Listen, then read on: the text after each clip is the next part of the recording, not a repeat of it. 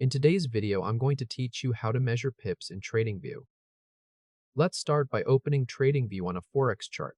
Head to your browser and go to tradingview.com/chart with the symbol set to EURUSD.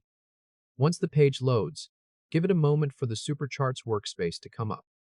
After it's loaded, take a quick look near the top left of the chart and confirm that EURUSD appears in the chart header. This makes sure you're working with the right currency pair before you measure anything. Now let's choose the move you want to measure. Look at the candles in the middle of the chart and find a section of price action you want to analyze. Pick a clear start price, such as a recent swing low or a candle low. Then pick a clear end price, such as the next swing high or a candle high. If the 2 points are hard to click precisely, use your mouse wheel to zoom in until the candles are easier to target. Next, let's use the Measure tool.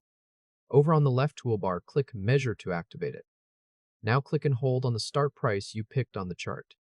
While still holding the mouse button down, drag your cursor over to the end price you picked. Release the mouse button right on the end price.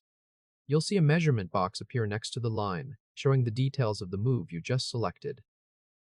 Now let's read the pip distance. In the measurement box, read the price distance or pips value that TradingView displays.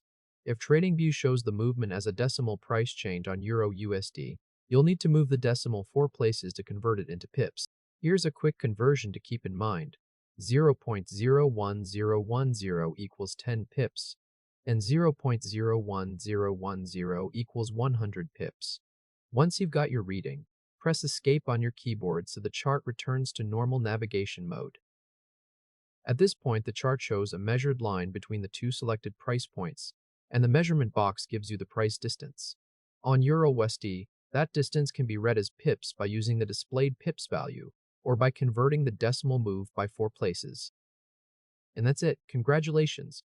You've successfully measured pips in TradingView using the precise measure control.